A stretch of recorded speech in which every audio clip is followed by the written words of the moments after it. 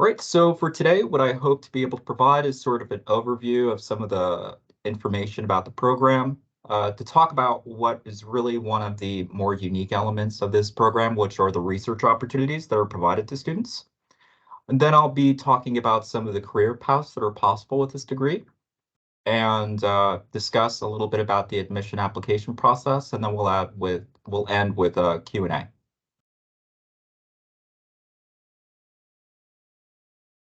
All right, so there are basically four learning outcomes that we expect students to achieve as a result of going through this program. So the first one is we expect our psychology graduates to be able to analyze and apply fundamental concepts and theories in psychological sciences. And so an important part of this degree is being able to take advanced coursework and to learn more about the theoretical foundations behind a certain field. And so in addition to coursework, research experiences in your lab should also assist you with gaining some of this information and achieving this learning outcome. In addition to that, this program should also be able to assist you with being able to compare and contrast and critically evaluate research findings and theories in major area of study. So basically what I mean by this is not just taking research at face value. So providing you with the skills necessary to be able to critique certain methods, to critique certain findings, and actually have a more skeptical eye or a more critical eye towards understanding research. An important part of the program is also being able to apply and evaluate appropriate analytic and experimental design methodologies. And so as part of your research experiences, you'll be exposed to new paradigms for research. You'll be exposed to the nuts and bolts of data collection, preparing for a study. But also through your coursework and your research experiences, you'll also gain experience with being able to apply appropriate data analytic strategies. And then finally, another learning outcome that's expected to be achieved by our students is to be able to interpret and communicate research findings. And so this is sort of culminated in the second year capstone poster project, where students are expected to be able to perform their own project, to analyze their own results, and be able to convey that to a scientific audience.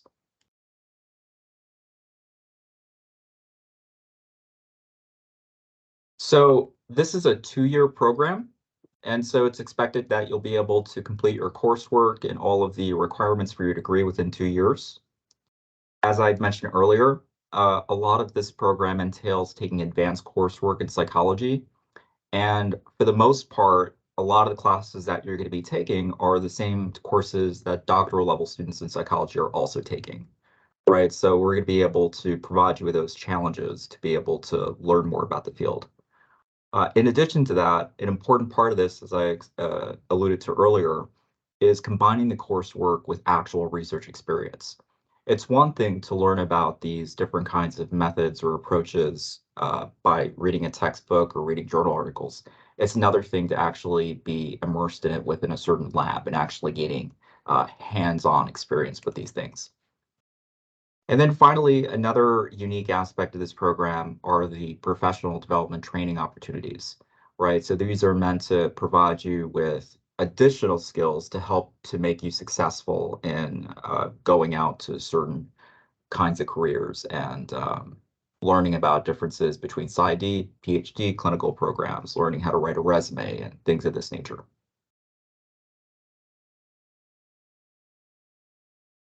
So the degree plan consists of 36 graduate credit hours. And so 6 of those hours are from major field core courses in one of 4 different areas. So developmental psychology, cognitive psychology, social personality psychology, and neuroscience. And so you can see on the right-hand side of the slide, the major field core courses that would fulfill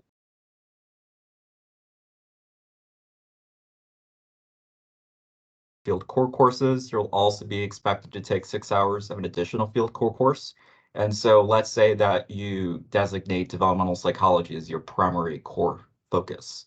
You would take 6 hours of developmental psychology and then 6 hours of other fields within the same core course to be able to fulfill those additional field core courses. In addition to that, you're also going to be taking 6 hours of core research methods courses. These are typically expected to be completed within your first year of the program. So research methods part 1, research methods part 2. And you'll also be expected to complete 12 hours of advanced electives and 6 hours of independent research in your labs. And then, of course, at the very end, to sort of culminate and put everything together, you'll be presenting a capstone research poster project.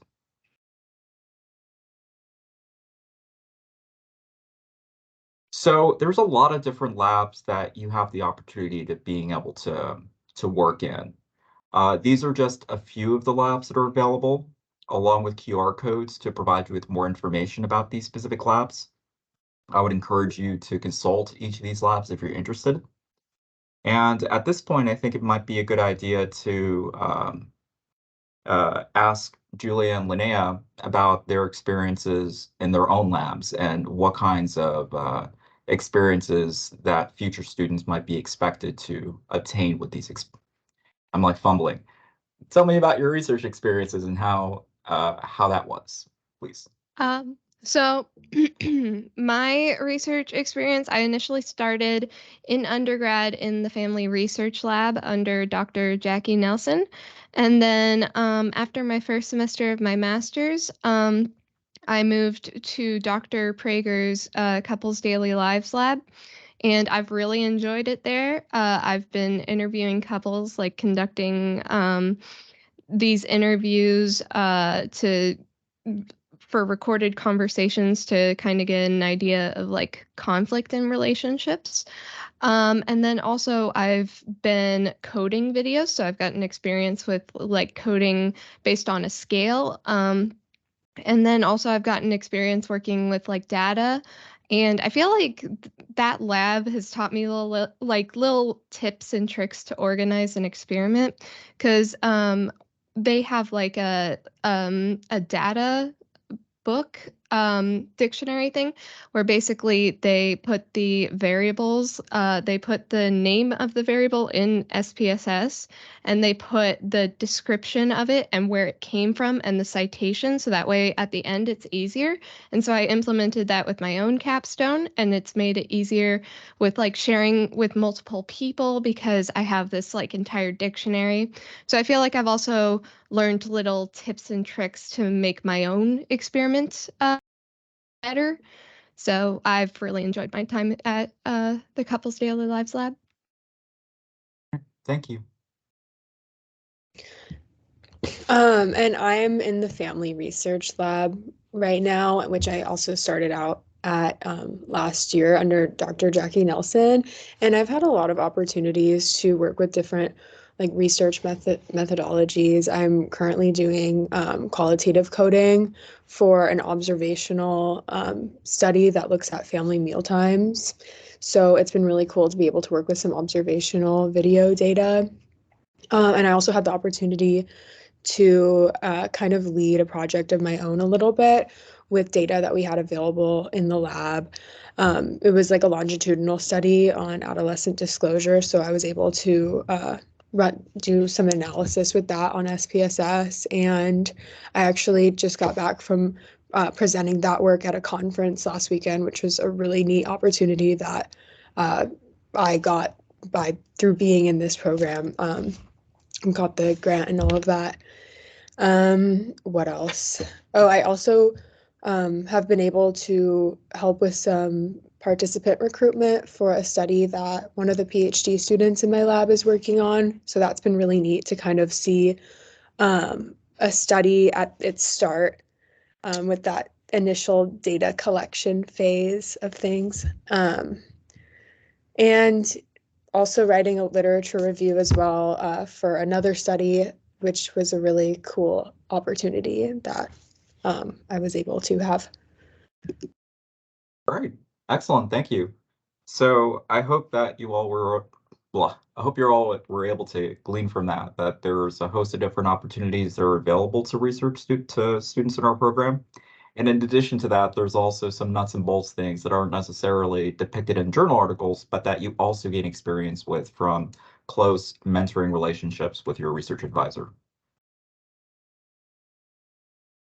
Okay, in terms of career paths, so graduates have sometimes gone on to pursue doctoral education. And so some of the programs that research students in our program have gone on to include social psychology, counseling psychology, experimental psychology. In addition to that, graduates also are generally able to secure positions that are more just related to research. So being a program specialist, research manager, data analyst, clinical director, and clinical research coordinator. In terms of companies, graduates have also went on to work for UT Dallas, UT Southwestern Medical Center, Baylor College, Amazon, Gartner, so a host of different corporations, universities of this nature. Now, in terms of admission requirements, the deadline to submit applications is February 15th. And the applications are only going to be accepted for the fall semester. When students come to the program, right, we usually expect them to come in for the fall, and then they pursue the program for the next 2 years. To be able to apply, applicants should have a bachelor's degree, and most of the applicants that apply to our program will have some experience with coursework within psychology, such as statistics and research design, substantive coursework on developmental psychology, cognitive psychology, social personality. We require our students, applicants should have an undergraduate GPA 3.0 or better on a 4.0 scale. We require the GRE general test scores, and we also require 3 letters of recommendation, along with a personal statement or essay. And international applicants must also submit a TOEFL score of at least 80.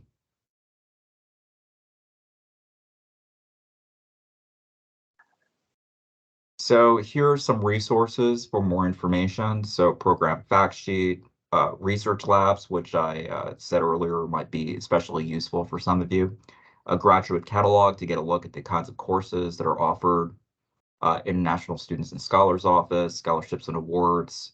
So, yeah. Questions?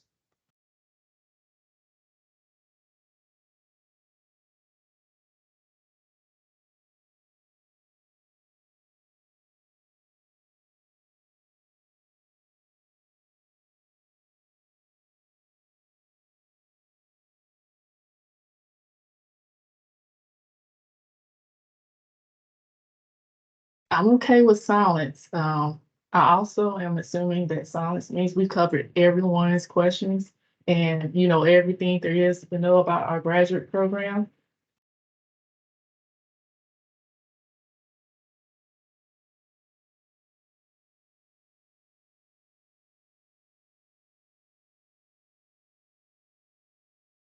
Can I ask and answer a question?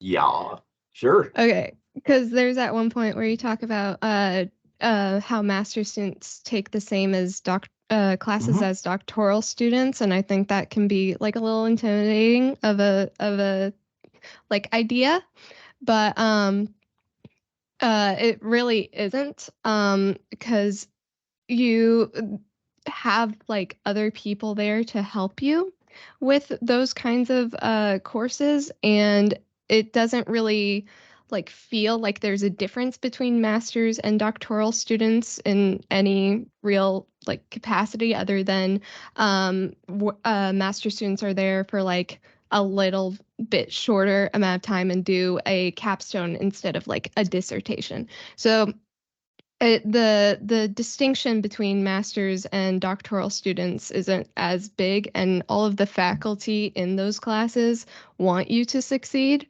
I've never felt like a faculty member has rooted against me in any capacity. In fact, I feel like all of them have been there for me, just in general, and tried to help me succeed. So, despite the fact that you're taking the same classes as doctoral students, it is not actually as intimidating as it seems, because the overlap is so great. Excellent. Thank you, Linnea. Oh, typical class sizes. Um, it depends on the course. For my own personality seminar that I've taught in the past, I think it's been about 20 students. right? Just about. I think for the research methods courses, I'm guessing that it's also somewhere between 20 and 25. Am I off, Julia and Linnea, or is that more or less correct? I don't think I've had a class with like more than 20 probably. Okay. I feel like the class size is like small to medium, I would describe. But in terms of big lecture halls that you often see with undergraduate courses, that is not something I've experienced in the program, and I don't think that is something that is offered. Yeah. Yes, I agree.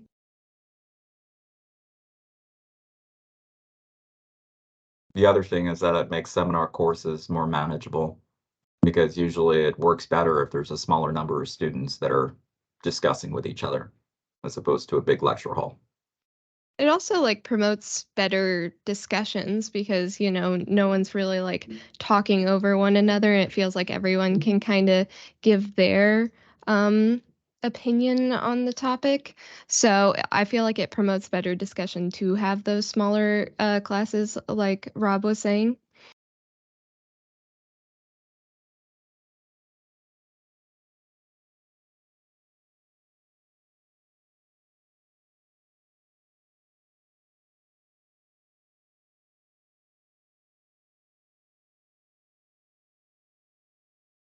So I have a question for the audience.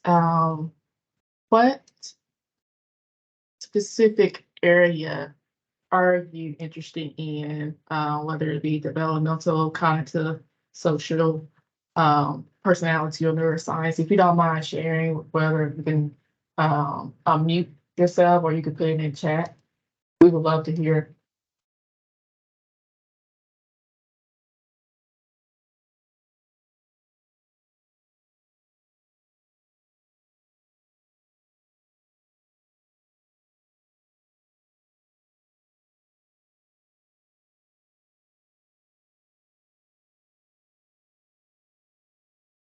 Developmental.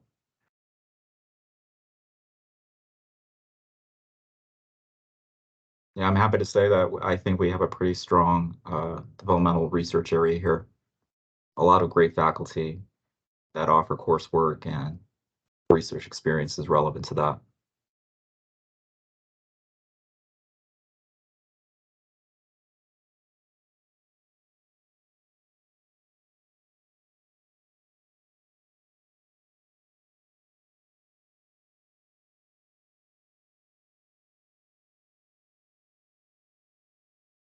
And what's nice about the program is that because you are required to take 2 or 6 hours of something that's outside of your concentration, you kind of get like a better rounded feel. So I've been taking both social slash personality psychology, that's my concentration, and then I've also been taking like developmental, so it's been like fun to take developmental social psychology and then take social psychology as well, because you kind of like it feels like a progression to get to the social psychology. So let's see. You said it was a 2-year program. Can we go over those 2 years? We need to finish I guess Christy, are you tackling this one? Yeah, so if I'm understanding correctly, you want to like, Lily, you want to know like a plan of study? Is that what you're asking? Okay. Yeah, so the program was designed to be completed in 2 years, in which the first semester you are taking your first research methods class, and then you also take a credit course of the independent research so that you can meet with your research mentor. And then you're also given the option of taking an advanced elective. And then that's the fall, your first fall, and then your spring semester, you'll take three courses. We are asking, or we're strongly recommending our students to be full-time in order to complete the program in 2 years. So that spring semester, we usually send out a course offering document, and you're free to meet with Dr. Ackerman if you have questions about the courses that you should take. And then based off of what Dr. Ackerman approves, then we register you for those courses. Now, the fall semester of your second year is when you really want to start working on your capstone project. Typically before at the end of now I'm getting like typically the second semester of the program, we're asking you to at least identify a research question that you will want to do for your capstone. And then the idea is from that point on for you to continue to work in your lab on that project. So the second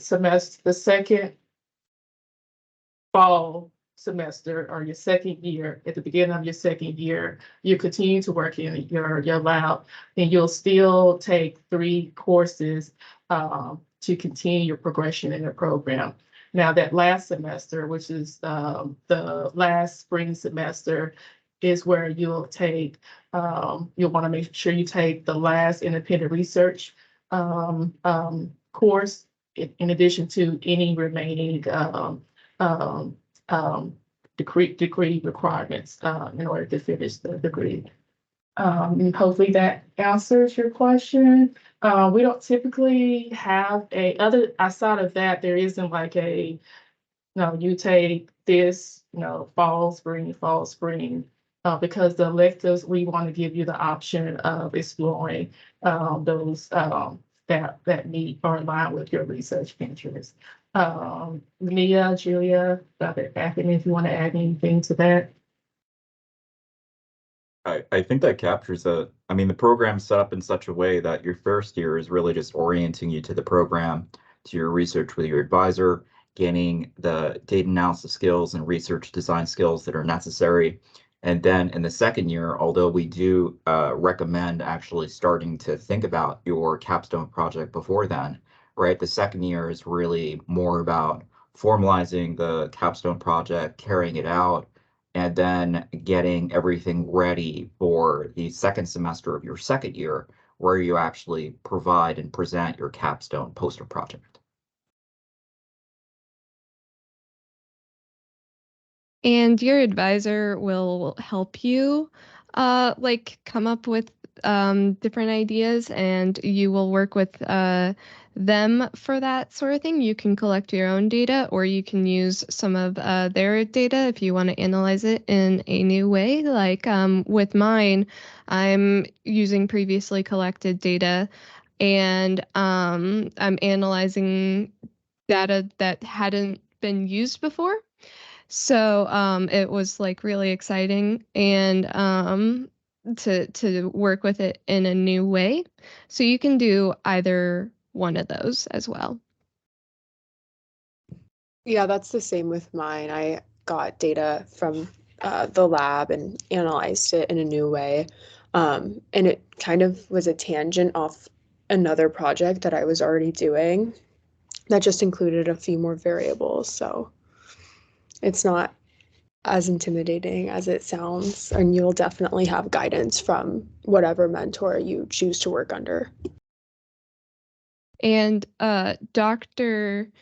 Nelson has been helping me with like analyzing my data, but I feel like taking the research methods courses helped me like understand it, because I worked with her lab, and I did work with SPSS for my last semester of undergrad, and it was very confusing. I had no idea what was going on.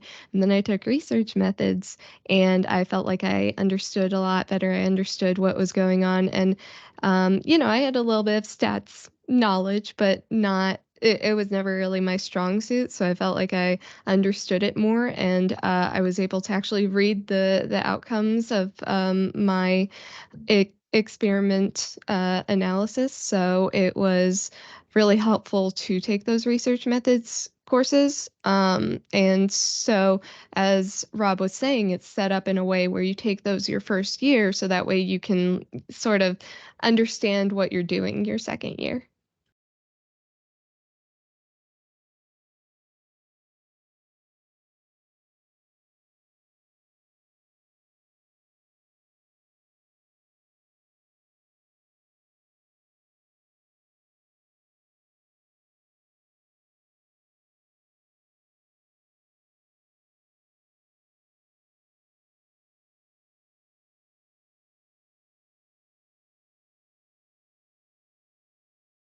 Okay. Sounds good, Lily.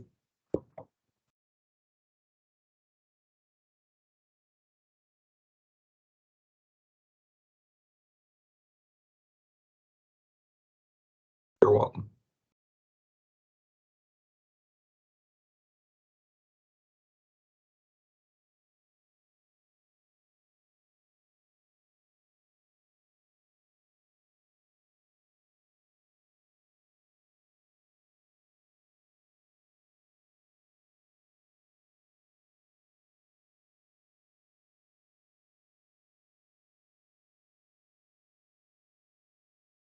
So just to reflect on a comment that Linnea made earlier about taking coursework across different subfields, one of the other reasons that I would argue it's also beneficial is that sometimes you get exposed to debates in other field that you didn't know existed. Sometimes you get exposed to different kinds of methodological approaches that are unique for a certain subfield that maybe can be exported to another one to answer more interesting questions. Um, and a lot of the time, it just makes you think about topics differently because we're all sort of trying to gather this truth, but sometimes we come at it with different angles and different frameworks that each sort of shed a new light on a problem.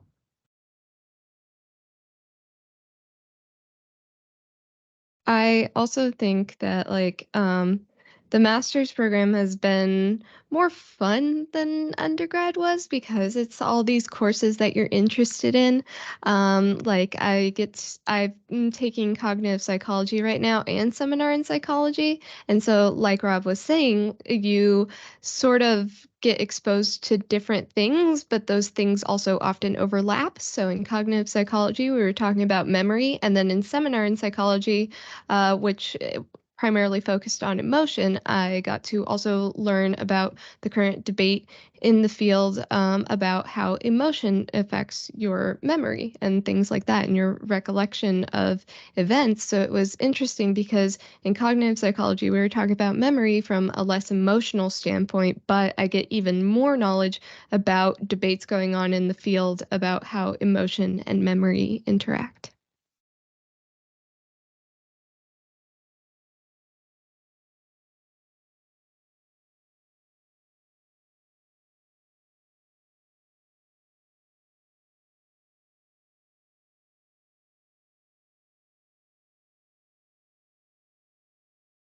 You're welcome.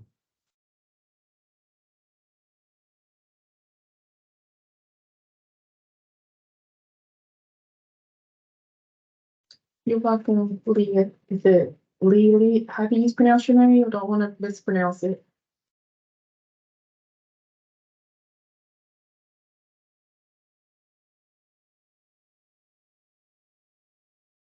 Okay.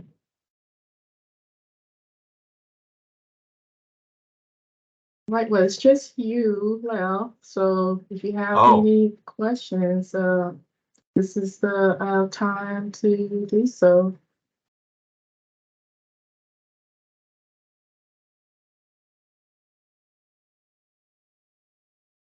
Okay, And then it was just us. Can you stop Good job. recording, Linnea?